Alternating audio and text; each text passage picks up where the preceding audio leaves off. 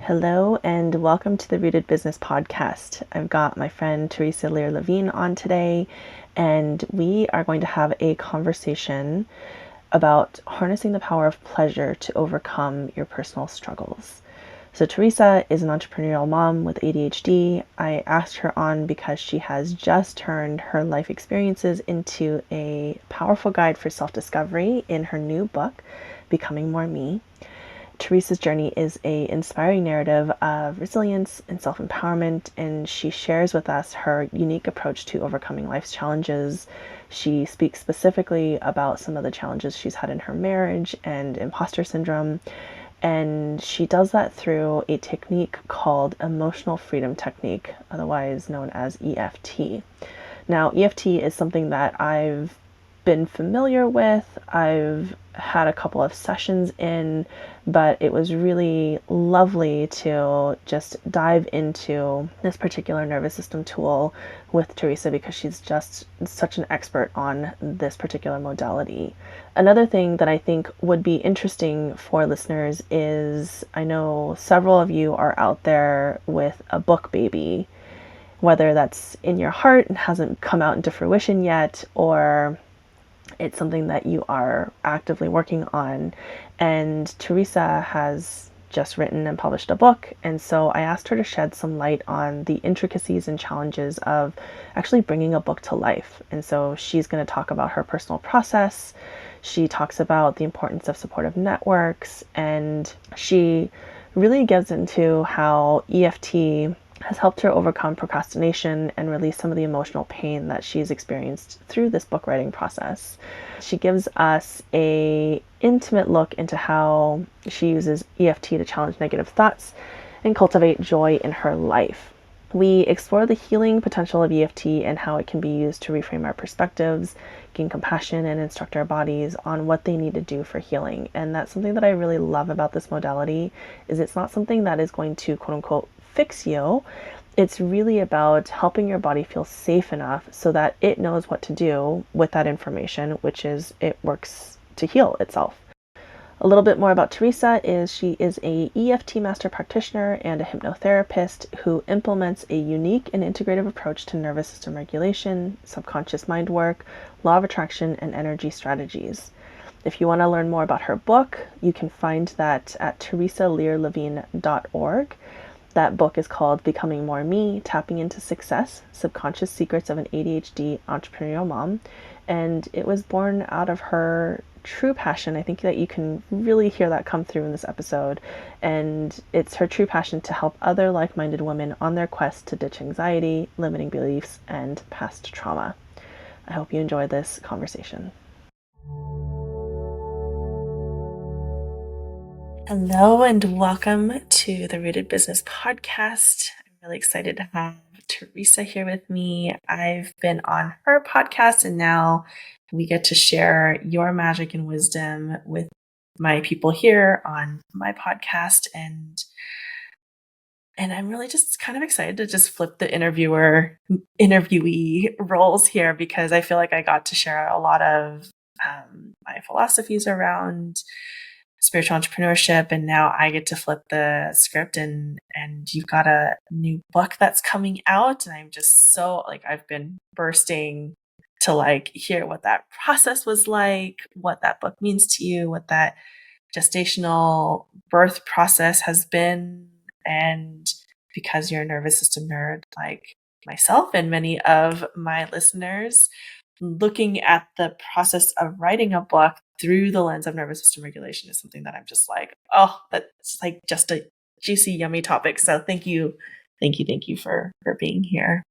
Oh, I'm so excited to be here, Kat. And I love your energy. I think if anybody has ever heard me interview, they are going to find that this is probably the slowest I've talked and the most calm I found on any interview.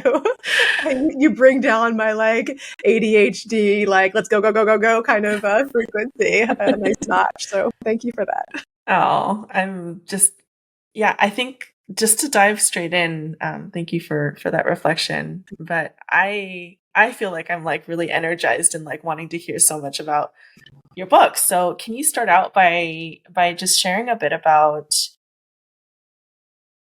I guess what I want to like get deeper than just like, here's the elevator speech from my book, like I'm just trying to think of Yeah, like a way to bring that out. And can we start with like where the spark or the inspiration for this book came from? absolutely. So this book's been on my heart for a number of years, Mhm. but as an ADHD entrepreneurial mom, which is kind of my target audience for the book, I had a lot of like false starts in getting it created. Uh-huh. So it wasn't until, and it was, I actually write about this in the book because there was a point in 2022, I guess, early on, that I just put the whole thing aside and actually used the same process I use a lot of times with my clients who are procrastinating or who are just kind of on the fence about Mhm. something, of just kind of like letting the whole project go. I, Mhm. did some EFT tapping on it. I did some journaling, and I basically just freed myself from ever having to write the book if I never chose I wanted to. Mhm. And I just kind of released it all. And then that whole year, I guess it was actually 2021, the whole year going forward from there, I dove into guesting on podcasts and doing a lot more speaking and all of that. And that really fine tuned what my message needed to be anyway. It was Mhm. almost like I just wasn't quite ready yet. Mhm. And at the end of 2022, I started talking to my husband about it again. And I'm like, I really do think I want to do this. But I also think I need help. Like I need a coach to work with and some people to hold my hand through the publishing process and everything else. And I also was very intentional about this book needs to be written through the lens of pleasure. I did Mm. not want to write this book with feeling pressured or like I have to write or anything like that. So Mhm. I also made sure that while I was writing the book, I was like enrolled in Mama Gina's Pleasure Boot Camp, and I was like going through that as I was writing. So, showing up to the boot camp meetings, doing all the fun stuff there, and then like writing, taking that Yeah. energy into my marriage, into my book, into all the areas of my life that pleasure is so good at like making way juicier than it is when we put it on Mhm. the back burner like we tend to do as women Yeah. most of the time, unfortunately. Yeah. And yeah, so the spark was just really wanting to be able to convey, make this whole process of becoming, which we're all always in, one that people enjoy and want to be present for because Mm. we're always in it. And I did that through sharing my own story from this, big pivot I had about 7 years ago when my youngest child was born. I have 4 boys. Mm. And that kind of became the birth of my business, which is called Becoming More Me. And also sharing things way longer ago than that, like from my Mm. childhood, my first marriage, a lot of other things that are just those kind of like foundational faults, those little cracks, those things that kind of stuff seeps through over the time and that we need to like reestablish and a good energetic foundation so that we Mhm. can create things and manifest things in our lives now, in our Mhm. present moments, in a much Mhm. different way than we otherwise would if our energy was all tangled up in the past gunk. Yeah. Yeah. I love it. Um, That I definitely was not an elevator speech because I think they're only supposed to be about 30 seconds. So, right. So this whole process of becoming more me, I just love that that's your brand. Um, and that being tied into pleasure, that being tied into creativity, to me, I just go straight to the nervous system when you speak in those terms because like it's I want to say impossible. I don't like talking in definitives, but I want to say impossible. It's impossible to experience pleasure when you are in like a threatened sympathetic nervous system state. yeah. I would say it's harder to experience creativity. I think it's possible, but I think it's harder. Um, and then also the like becoming more you process is is hindered when you're in a sympathetic nervous system state. And so like I think I want to sort of explore and unpack prioritizing pleasure and play and creativity in your life as a sort of vehicle to becoming more you. Can you sort of play with those? I just threw a bunch of like words in the pot and I was like, just go for it, Theresa. It's a good pot. I got you. It's a good blend. For me, it looked like slowing down a lot in everything that I was doing. One of the chapters of my book is called Slow is the New Fast. And I really do feel that like everything happens better, more fully when we can slow down and really experience it. But I also am and tend to work with women who are, experiencing ADHD and high functioning anxiety and all of these things that really make us want to just kind of like rev and go and not really feel into a lot of the things that we're coming up against. So yeah, it was slowing down. It was uncomfortable at first for me, because I'm not used to that. And actually even just putting time aside, like I even noticed as I was immersing in like the boot camp that I was enrolled in, I would sometimes be like, oh, like, do I really have time to go to the meeting today or whatever? And I'm like, no, I signed up for this. I'm going to every single one of them. Like, just feel the feelings, Theresa. Just be there. Just see what's going on. And I always felt better afterwards. But, I had my own like pleasure backlash. And then, as I opened back up and felt safe in that, then I experienced different walls, like with bringing more of it like into my marriage and things, like first amazing, wonderful, beautiful, and then not really familiar to either of us. So we both kind of like hit walls. But the beautiful part was that because of all of the nervous system work that I've done over the years leading up to now, that even though what was happening was very common, very normal, if that had happened to me a decade ago, I still might not have worked through it. And I might not have known what was going on or how to meet it where I was compassionately and move forward and transform it into something beautiful. Yeah. And I might have just stayed stuck. Yeah. But, in the case of like the episode, like my husband and I went through, things were going so great. And then it was like, boom, but it was only like a week of like figuring it out and tweaking communication and expressing what needed to be expressed before we were like back to things being amazing and moving forward from there. Yeah. So that to me is a very, very small bump in the road for, the rewards of having more pleasure in a relationship. Yeah. And that's kind of how it's worked in most of the areas where I've applied it. It's like, it's not familiar and it's uncomfortable. And that's really what the work that I do is about making your unfamiliar, the unfamiliar familiar, and getting the nervous system acclimated so that, it doesn't go into fight or flight or any of the other F. And yeah, so it looked like slowing down and it looked like really just enjoying everything on a whole new level. Just seeing all the things that were pleasure. I mean, I think a lot of times people think pleasure and they immediately go to like sex, and like the pleasure is everywhere in everything, like and so much farther and wider than that. And just like even just enjoying like my kids, enjoying the way it feels like when I put lotion on my legs after a shower, enjoying the way the hot water feels in the shower, just enjoying all the little moments of the day, eating food, all sorts of things where just pleasure sometimes gets overlooked. Can you speak a little bit about the pleasure backlash? Because I think that that's the thing that a lot of folks are unconsciously, sometimes consciously afraid of. Because like oftentimes I have my clients who get sort of stuck in this place where it's like, I don't know if I can accept that this is actually happening. Like, I can't accept that the good is right here, right in front of me, because they immediately go to the like, well, when's the shoe going to drop? And so like, speak to that a little bit.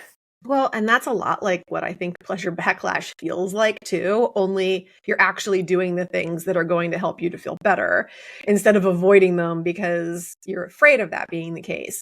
So like in the case of like the stuff in my marriage, it was like for me, it was like feelings of unworthiness coming up and stuff like that I hadn't processed before.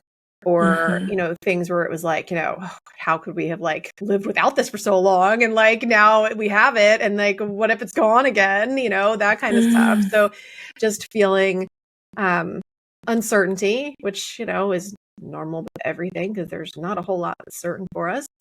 And just processing that, just being able to share those feelings with my husband in this case, and to be able to like meet my inner child too, where those spots were, where like the unworthiness may have stemmed from, and that kind of stuff, so that I could process that and feel safe again, just enjoying the heck out of each other and moving forward. Yeah. And I feel like it's important to note that, like, as you're sharing this story, I recognize how much work it took for you to even move through the hard week that you were just talking about. Yeah. You I mean, know? it took a lot of work even just to the point where I'm sitting here on a podcast talking to you about these things that have happened in my marriage. And it took Yeah. even more to realize that, oh crap, this is going on while I'm writing a book where I'm supposed to be conveyed as an expert about this kind of stuff. And I'm still human, Yeah. like, because I think we all feel like, and I coach a lot of coaches. So I'm used to coming up against this imposterism sort of, stuff in the work that I do. But I think we all, at least I do, I feel like one of these days I'm going to outgrow it and I'm not going to have these issues anymore. And I know it's BS, but I think there's still some part of the back of my head that gets disappointed when I'm like, oh, I still have these like human problems. Mm-hmm. And I think that there's a common trope in the coaching industry that kind of perpetuates this. Is like, I've heard this from so many business coaches where they say, you don't have to, can't remember exactly the phrasing of it, is like, you don't have to be an expert. You just have to be like one step ahead of your client. Mm-hmm. And to me, I feel like when I heard that, it made me simultaneously like feel like even more like an imposter, and like also like not good enough, because the way that I experience healing, and I'm kind of curious how you experience it, is like it's always this spiral, like cyclical process. And so I just recorded a podcast episode about perfectionism, and I have like a long history of perfectionism, and Oh, I I can't wait to hear realized that this. one because you called Yeah. me out. You called me out on my own on my show, so I'll be excited to hear what you share there. Yeah. But it was interesting, like recording the intro for it, because I think I recorded it like 5 times before I felt like I got it right. So like, hold on, my phone is doing a weird thing. Yeah, there's So no irony there, right? yeah. And so it's like, how can I, like, I had this moment where I was like, how can I teach about perfectionism if I take 5 takes to even like put together a 5-minute intro for this podcast episode? And to me, I think that when we recognize the humanity within ourselves as coaches, especially as coaches who are coaching other coaches, um, that makes our medicine stronger. Like, I don't feel like I need to be like one step ahead of somebody to provide support for them. Like, I think that what I can do is provide regulation to help them move through those pieces a little bit faster, Gotcha. I see or what a little bit where you're more. saying now, because when you first said that, I wasn't sure how you were taking that being one step Yeah. ahead. Yeah. So you're saying like you don't even like just you can walk together through this.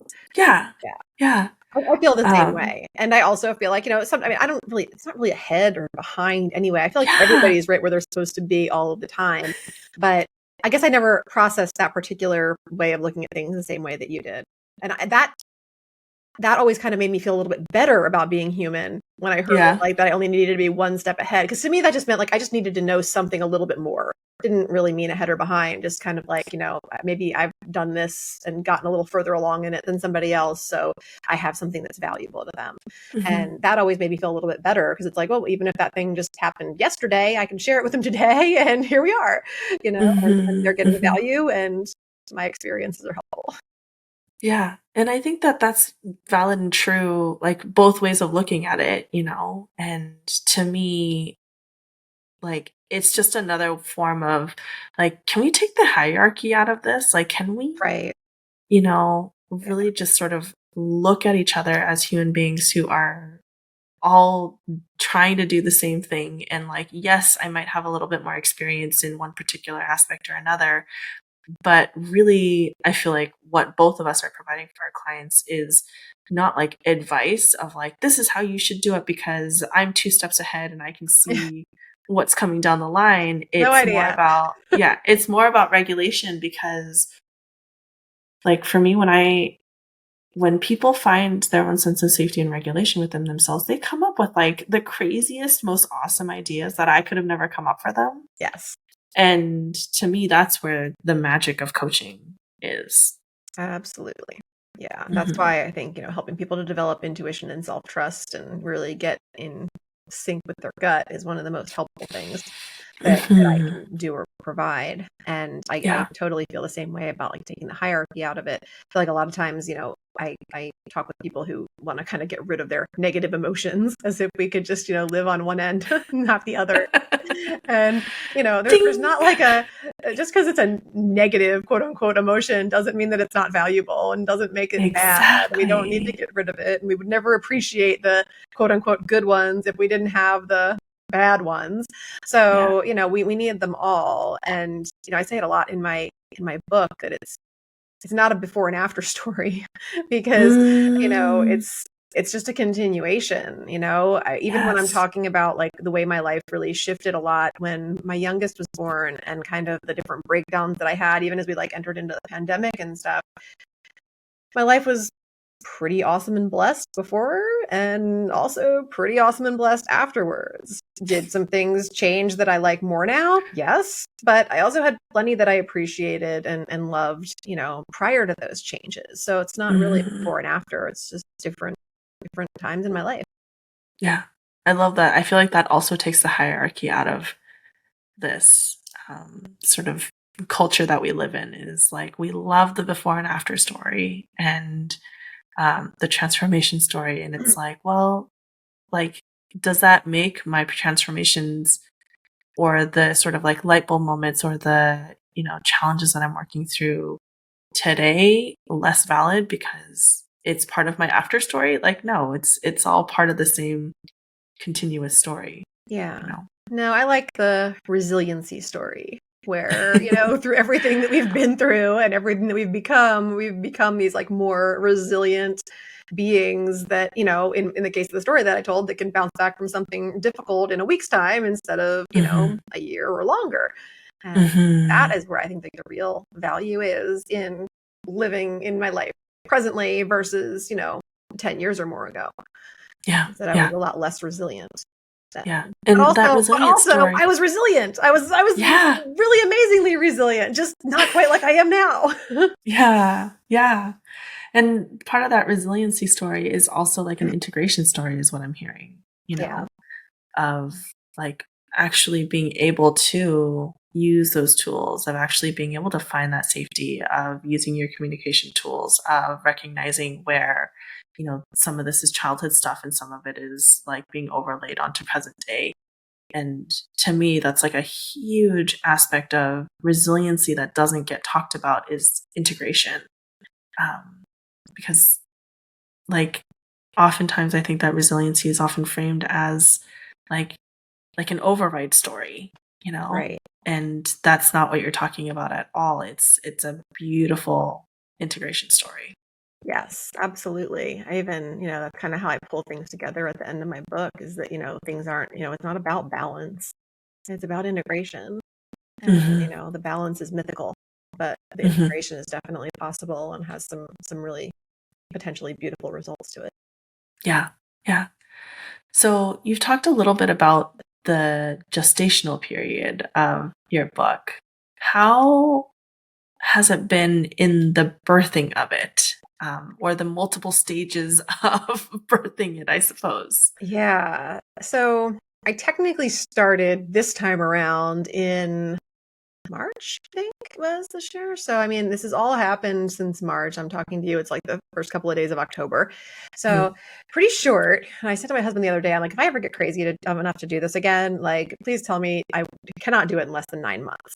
Like it just needs a little bit more time to just, simmer. And Yeah, I mean, it's been a really interesting process because I had a vision at the beginning, before I got started of what it was going to be like, or of Of all the course. different voice notes and things that I had already accumulated to get ready for this. That's definitely an ADHD thing. Like, I don't type a bunch of stuff. It's a lot of like voice notes and transcription and putting pieces together and stuff. Same girl. But, I had a vision, and then I had to kind of release the vision and let it become what it needed to become. I didn't really think that there's a decent part of my book that is about writing the book, because my process, like the first day that I said I was going to begin writing, like after we had gone through all the processes with my coach to like figure out outline and things that are necessary components and all of this kind of stuff, it was time to write. And I felt good about that. And I went through like every ADHD behavior that morning. And I was up at like my normal, I get up pretty early in the morning. Hubby and I are up at like 4:30. It's like, oh, we're going to work out. And then I'm going to, have some breakfast, and I'm going to be in the office until lunchtime. And I'm just going to like write like a champ and get so much done. I don't think I got into the office until like 9 or 10. And that was after like I did a double workout instead of a single workout. I, wanted to make my dirty chai latte from scratch with like make the almond milk myself, and like, from the almonds and all the things. I wanted to like play a board game with my kids. And I was really like procrastinating. And also those were all things I wanted to be part of my weekend anyway. So it was flipping the switch from old me that would have been like, beating myself up with that inner critic voice of like, you're not doing what you said you were going to do. Are you ever going to write this book? Is it ever going to get done? Like, you're putting everything off. To new me was like, okay, cool. Like I'll get in there and it'll be all right. And finally got into my office, and then it was like, oh, but now I think I'll check some email, and Mercury retrograde's coming. I'll order some candles off Amazon, and I'll do this and that. And it was, I think, about an hour before my husband said lunch was ready that I finally started writing. But you know what? I got a couple chapters done still. And to me, when I looked back on that and from the afternoon, I was like, that's like even better, because I got the writing started, I got a great amount accomplished, and I got to do all of those other things. So to me, that's like rocking the superpower of ADHD. But it's that resiliency that I've developed of like recognizing that too, and of understanding it. Like this weekend, the same thing happened, but I could feel it beforehand. I knew I had all this stuff I needed to do, but I had all these little things that were weighing on my head. And I said to my husband, I'm like, yep, today is going to be like the day I started writing the book. I'm just going to fidget with all the little things, get them out of my head, get them out of the way. And Sunday, I'm going to get some amazing work done. And I did. And I felt so much better that way. Yeah. Yeah. Oh, I love that. Because I think that flipping the script process is so difficult for folks, right? Like, oh man, like the procrastination story, the like voices that come up around shame and not worthiness and you have tos and you shoulds is such a common sort of narrative that we all have to contend with. And I love that you were just like, acceptance. We're just going to accept that this is what's happening and be okay with it and not create a shame spiral around it, because ultimately the shame spiral just like puts you into a deeper state of freeze and collapse. And then you end up procrastinating even more, which is like the thing that you didn't want to do versus just like. Exactly. And then I would have put my focus there. So it was part of like all my training and use of things like EFT, which at the heart of emotional freedom techniques is love, accept, and forgive. And then also, loving law of attraction and things like that, and realizing that if I were to do that, I would be focused on the lack. And then I would just create more of the lack instead of more of what I actually wanted. And what I actually wanted was everything that happened that morning. Yeah. So you're kind of like my EFT gal in my Instagram feed scroll. So can you share a little bit more about what that is for folks who don't know? Yeah, absolutely. So EFT stands for Emotional Freedom Techniques. A lot of people know it as tapping. So just know that whatever I'm saying, they're interchangeable, EFT or tapping. And it's a combination of ancient Chinese wisdom and modern psychology, essentially.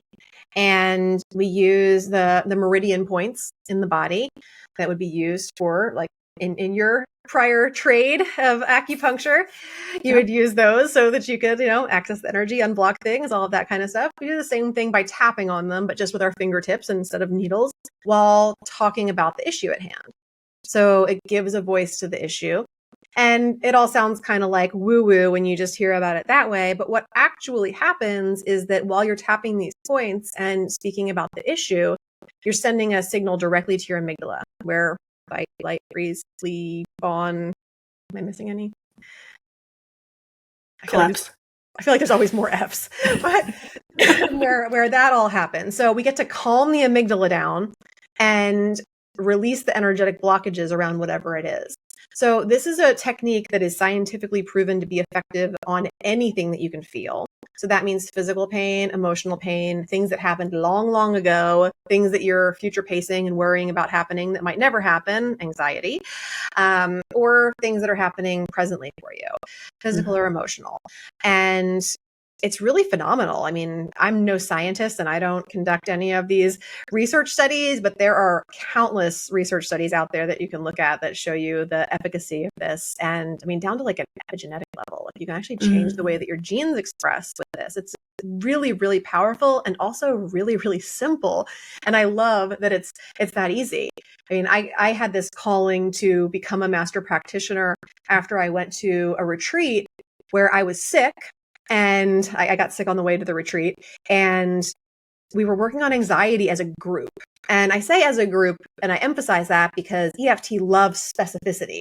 So if you're going to get a good shift in a group, it's like working well because it's not going to be as specific as maybe I'd do it if I was doing it individually. Sure. But I was getting this great shift in my anxiety. I, had my 4 kids at the time. I had plenty of anxiety running a couple businesses from home and trying to keep up with everything. My anxiety was going down. And then I also noticed as we were tapping that my sinuses were clearing, my throat was feeling better, my physical energy was lifting. And what I was experiencing is known as borrowed benefits, which is a really cool thing that goes hand in hand with EFT, where, you could be working on one thing, but since your stress hormones are going down, a lot of things start to feel better. I've had clients show up to our sessions and they'll be like, kind of hobbling over to Zoom or whatever. And I'm like, oh, what's going on? Oh, I sprained my ankle earlier. And they're not there to work on their ankle with me. So we work on something else. And yet at the end, when we reassess how things are feeling, their ankle feels better, even though we were working on childhood trauma. It's a really cool thing. And the borrowed benefits don't just work within the person doing it. Like when I, as a practitioner, get to work with my clients, I'm blessed with borrowed benefits every day. It helps me to release different blockages by not even focusing on them, but just by, tapping along with my clients and working out their stuff. So I love that. I love that, at the end of the day of working, my energy is not drained. It's well protected. It's restored and it's in good shape versus a lot of, talk therapists and people that do other kinds of therapy find themselves very depleted after talking to clients all day. So that's a little bit about how it works. I mean, it can lower your stress hormone cortisol up to 43% in less than 5 minutes. It's some powerful stuff. And something that I feel like is really important to say here too, and this came up in our conversation on your podcast, is I'm a little bit of a skeptic, of all things. Me too. And and whenever someone is like, here's this tool, and it feels like a little bit of a magic button, magic pill kind of a tool. This is where I feel like intentionality and inserting intentionality is really important. And so something that I think you said on your podcast is, EFT isn't about just making the negative feeling go away. It's about giving yourself the space to be able to then process whatever it is and transmute the density, the heavy thing that you're carrying around. Yes. And it should not be used as you're feeling bad, just tap your feelings away, Right. No, it's about actually getting to the root cause. It's about meeting that feeling, feeling that feeling, and allowing that feeling to move. Any kind of negative feelings we have, they just want to be able to move. They don't want to stagnate in our body. So this allows them to come up and out instead of residing somewhere within you where it will probably be more than just a feeling at some point. It'll be some other kind of dis-ease that it evolves into. So yes, it's not about, ridding yourself of negativity and negative feelings and pain, but rather having a good tool to process it And Yeah. in turn, you probably will also feel better and feel happier and less pain. But Yeah. you have to kind of go through the process. And it's a tool that can be used as a band-aid. You know, if you were having a certain pain or feeling and you did just simply need to feel a little bit better in the moment, because maybe you've got to go give a presentation, or, you know, you're getting ready to go out in public and you can't be a mess or whatever. You can kind of band-aid it up that way, but that's not going to be the way that EFT is used to get to the root cause. Yeah, Exactly. but I love that we can use this tool in both ways, because sometimes you need that Band-Aid in order to be able to go deeper and really clean out the wound and make it so that it's not re-traumatizing and that it's a very gentle process. So this is a very gentle technique. Yeah. I'm just being called to share a story of a friend of mine who had a horse, and this horse had been through some like horrific traumas early on in its life. And the owner, before my friend was able to adopt her, was using EFT to help like calm the anxiety of this horse. And what my friend actually found, she's a really mindful like horse trainer, was that the owner was so afraid of this horse's big feelings, and like horse energy is big, right? Like they kick and they buck and they run and they like do all these like big movements to get the feelings to move through their bodies. This owner was so afraid of this horse's feelings that she was using tapping to sort of like shut those feelings down. And she would actually like put her horse into like a state of like sort of like relaxation and like what appeared to be sort of like tranquility. But then later it would turn into like an explosive sort of episode. And so I think that the important piece here, and I'm kind of curious what your take is on it, is like my take on it is like movement is important. However, that movement happens is important. And to me, like when I think about that horse, it's like the horse was already moving through its emotions through its like body. And so like where I think, and this is not me speaking as an EFT practitioner, but like as somebody who's like observing these sort of things, and I'm curious if there's pushback on this, is I find that EFT is helpful when like we need to get movement up and like sort of like help get that feeling from like a frozen state into a more malleable state. I'm curious your take on that. That's very helpful for that. I mean, no doubt about it. And I know a lot of people have used it with animals and had different varying degrees of success. I personally don't really know how you measure that, you know, because for me, EFT has always combined the voice with tapping. And I don't know how, I mean, I guess you can voice it for them, but then that feels kind of imposed. So I don't know. But yeah, definitely great for getting you from freeze into a more mobile state. It's also great for just elevating when you are already in a good mobile state. I mean, you can take a great emotion and magnify it with EFT. You can do all sorts of things. Sometimes it's just, some people love to just do like positive EFT. But I think that can also kind of get into the realm of like affirmations and things, which can be lovely and also can kind of have this gap that they create that's so big that you like have like goal trauma. So I think we have to be careful how we use it. I personally love that with EFT, I get to voice all the like snarky, negative, sarcastic, you know, maybe like not politically correct, rude, whatever stuff is on my mind that like I don't otherwise get a place to have an outlet for. I just get to let it all out there. And then as I come around and do, you know, a few different rounds through the different points on the body, I usually find myself in a place where my perspective changes a little bit and I'm open to that reframe more than I was when I started.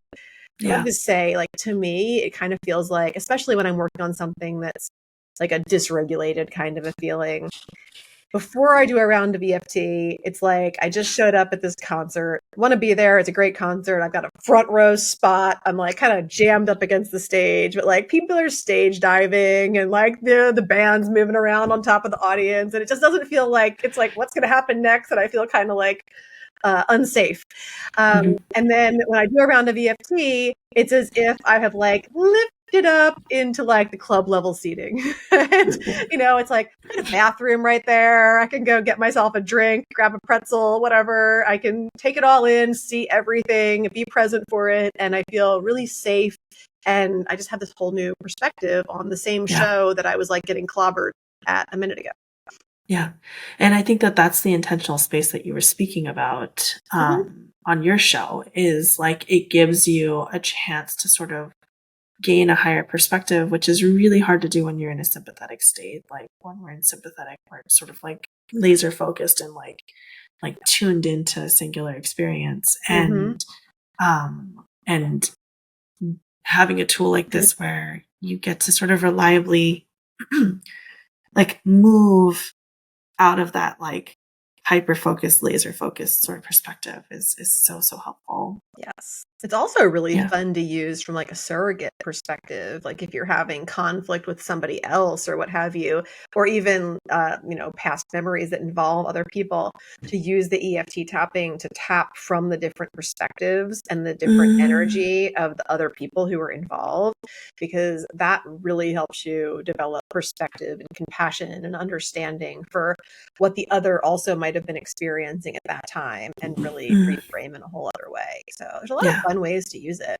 And you can also use it to like get the body to even show up differently. You can use it for like the autoimmune system and things like that, to instruct it to, produce hormones, to stop doing things, to heal things. It's pretty fascinating. Yeah. Yeah. And I think that, to circle back to what you were sharing of, the borrowed benefits, is like the way that allopathic medicine thinks about things is, oh, here's a thing in your elbow, so let's do something for the elbow. But like the wisdom and the intelligence of the body is that when it receives any form of healing, it knows what to do with that, and it knows exactly where things need to be bolstered, where things might need to be, sort of like siphoned off in terms of like energies. Yeah, absolutely. And to me, like that's one of the fundamental principles of Chinese medicine, is like, yes, we'll work on your headache, but can we get to the root cause of the headache? So like, some of these points that are, I'm just going to use headache as an example, that are good for headache also are good for tonifying the blood, are also good for, removing stagnation. And so like there's all sorts of things that happen within the body system. It's just that we can't like put like a logical map to it. And so like when folks who are used to like more of the allopathic medicine model, like it just looks like magic, but it's not really. It's just your body knowing what to do with the information that you gave it, and then deciding, oh, I know what to do with this. Absolutely. And when we combine that with belief and getting through to the subconscious mind, we can make some really big strides. And this is a place where I really like to, I in my practice, I pretty much piggyback hypnotherapy and emotional freedom techniques. So I love that with hypnotherapy, we can get into the subconscious mind, and we can, I've had great success working with headaches like you spoke of and things like that. Or even when there's injuries, we can instruct, if the hand is hurt on this side, you can have your left hand mimic your right hand, so that it, it heals in the same fashion, and your body knows exactly what to do with that. They're like, oh yeah, okay, that hand, that's got this. Okay, we'll just recreate that. And it's amazing what happens, or with healing, when we can get the mind on board with the healing, and then also get you actually believing and visualizing the process. I mean, that's manifestation in a nutshell, right? We have to see it before it can happen, and we have to definitely believe it before it can happen. And a lot of times the belief is what's missing, whether it's something physical that we're healing or something more emotional like confidence or self-esteem or things like that. Yeah.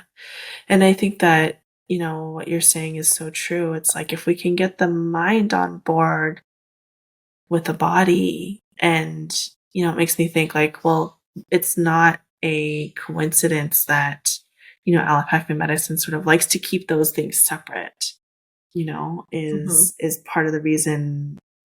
Like, I believe that, man, if we could just acknowledge how powerful our own bodies are.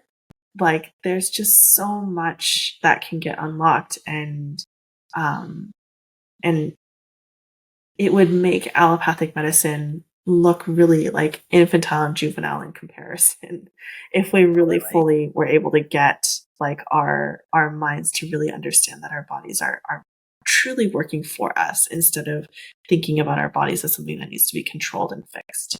Changing our minds changes everything. Absolutely.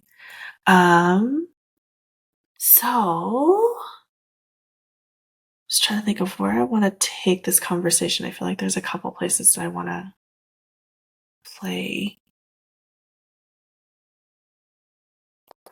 Can you, because I know that like several of my clients, I'm imagining a lot of folks in the community here are actually curious about writing and publishing their own books. Do you mind going into a little bit more of like what that process was like? Why you chose, I think you said that you self-published instead of like going through a publisher. I'm working with the publisher, but it's a process that's guided a lot by So like and things. all those pieces, like what are like some of the nuts and bolts and why you made certain decisions over other decisions?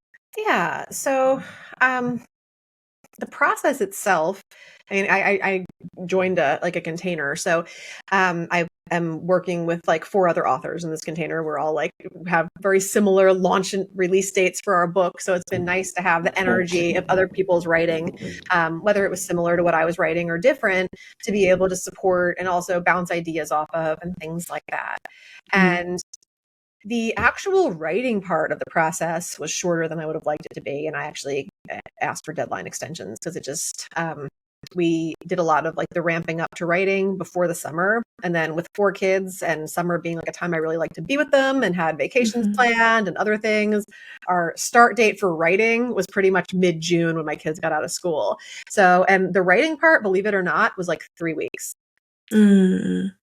So for me, I needed a little closer to 2 months, and it was still put all of my writing during the summer, but it gave me time to spread it out more and not make it feel like pressured. So that's still a very short period of time. It is, yeah. Right. What I think is going to be somewhere around like a 200-page book. They're still finishing the formatting.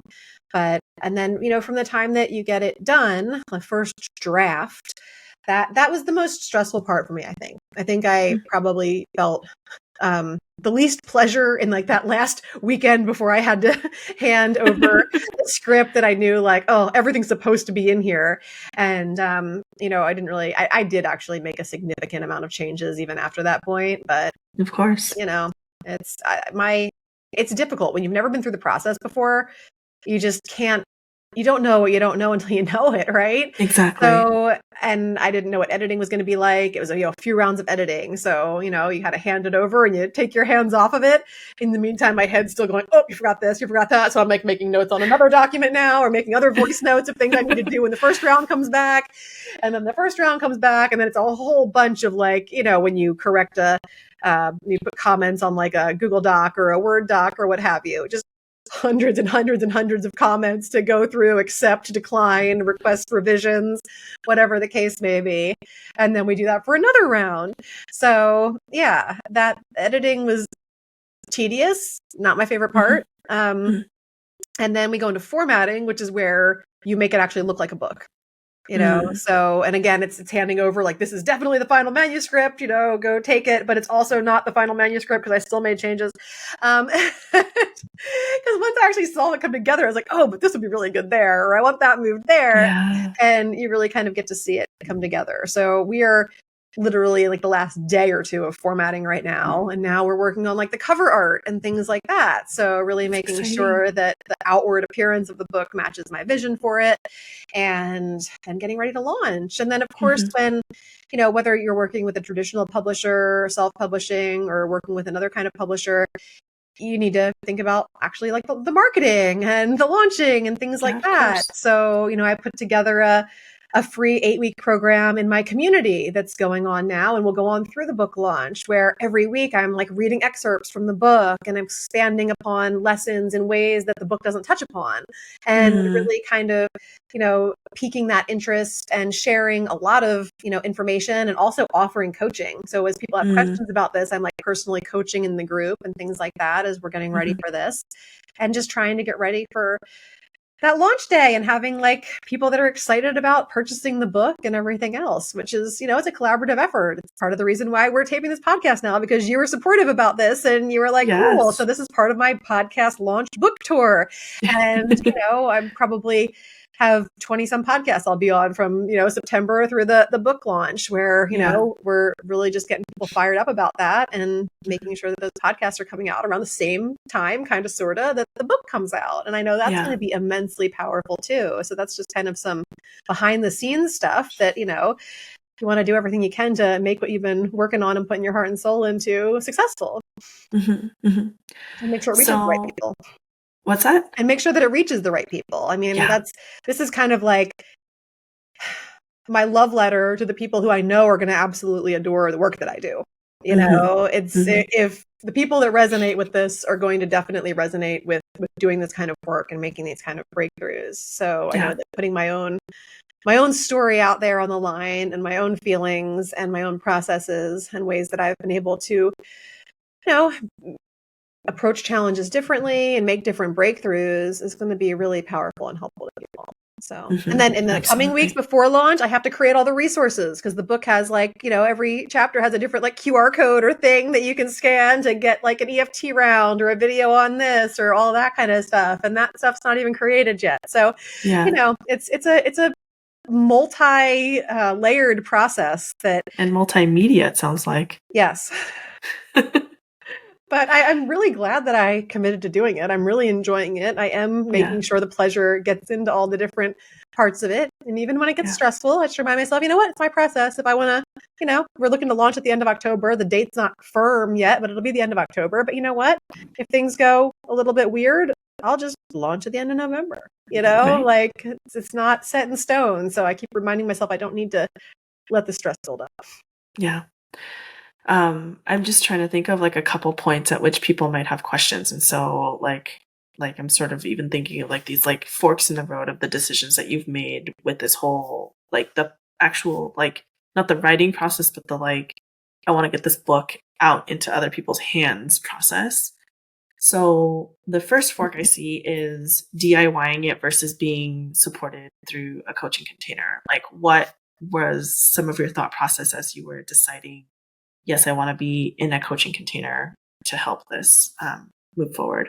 Well, the first part was knowing that I needed the accountability, that I had already tried, and I don't even want to say failed. It wasn't a failure, but like one would say, like I tried and failed already twice on my own. I just tried and didn't get it to finish twice on my own. So I knew that I would let life or, running my programs or all the different other things going on prevent me from doing it if I didn't actually have somebody kind of like holding me to the intention to get it done. So that's probably the most valuable thing that I wanted to get out of coaching, was just that guidance. And also, like, I've never written and published an actual book before. So I know that even where I am now in the process, there's so much I don't know. There's so much I don't know. And I didn't want to be in the position of trying to figure out like, okay, like when do I hire an editor, and how do I know if it's a good editor, and what's the process? And then, okay, what's formatting all about? Like, I don't know how to do that either. So I wouldn't even know that those were the steps, honestly, like that, you do this and then you do this and then you do this. And like sizing the cover art, like there's so many weird little intricacies that I honestly just didn't even want to deal with. So letting somebody else manage that let me, again, focus on the pleasure of actually producing the product and conveying the story and allowing it to be my own vehicle for healing. Because I definitely got a lot of therapy out of writing my book for myself. I imagine. Yeah. Self-publishing versus traditional publishing versus something in between. Like, what was that part of your journey like?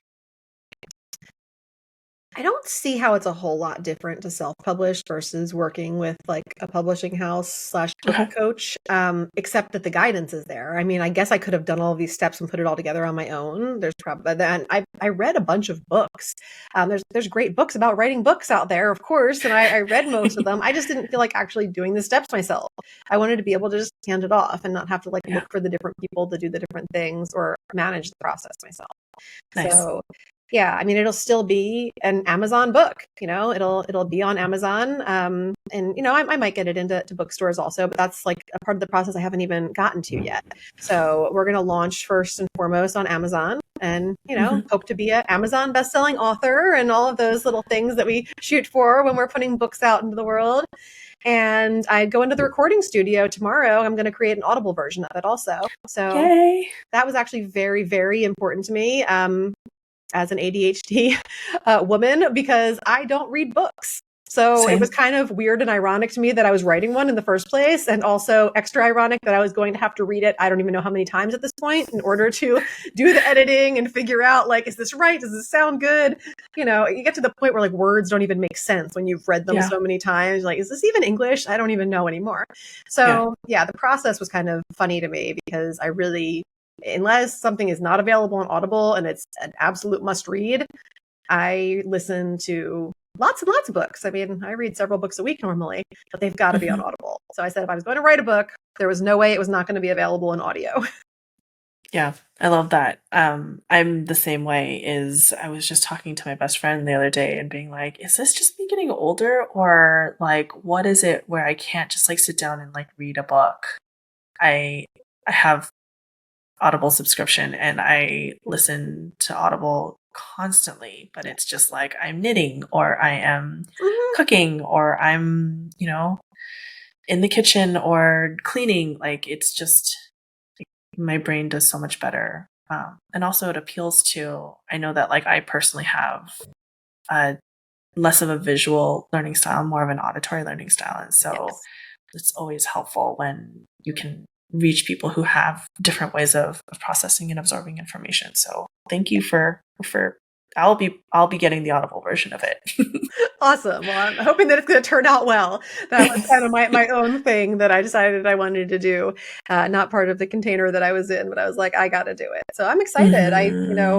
So much of this book was bringing things full circle for me from my childhood, which is also something else that I write about. Because I really think that we're meant and intended to do, at least if we're really going to love what we do, the things that really lit us up when we were kids.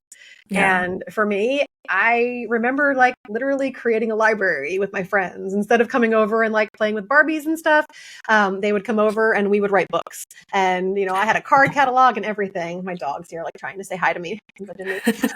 And then it got into like writing songs and, wanting to like sing and, be a performer and things like that. And then we would like create like our own like video talk shows and stuff. Once we had like in the 80s, we had like the camcorder that you had to like hold on your shoulder that was like big.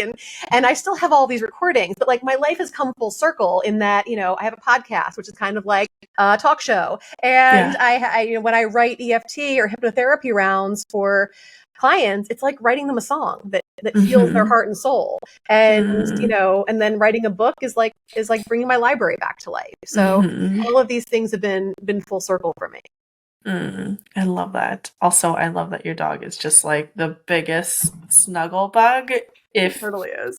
If you're listening to this, you might want to hop over to the YouTube video because Mowgli is pretty darn cute, aren't you? Like he's just the cutest creature. He like tucks his like head in like a toddler does. He does. Yes. And he always knows, like he can sense the vibe, like when a podcast is wrapping up. You can tell like the change in our intonation, the change in the energy. He's like, we're gonna go play ball soon, and I'm ready for it. Love it. Yes. So he's getting the hint. Is there anything that you feel like you want to land in here? Just to sort of wrap up our conversation, any sort of, sort of tying up loose ends is. Yeah. So a few loose ends to tie up. One, if you've never tried EFT or hypnotherapy, I highly recommend them. I have tons of resources where you can get hands-on. I always say it's one thing to like listen to me and Kat talking about it and to understand like, okay, I get it. This is why it works. Maybe it worked, maybe it doesn't. Maybe you're skeptical. If you're skeptical, try it on something that's tangible, like a headache, like we talked about, because then you're really going to get to experience the shift in real time versus if you decide to try it on something like money blocks or something else, then it's still going to be equally effective, but it's going to take a little longer for you to test the efficacy, which might lead to your skepticism lasting longer than it needs to also. And the other thing is that Kat and I are actually going to do a round of tapping after we're done recording, and it's going to be part of this enormous resource that I have now called the private sessions. So you can get your hands on like over 60 different EFT tapping sessions that I've done with other podcast hosts by just going to theprivatesessions.com.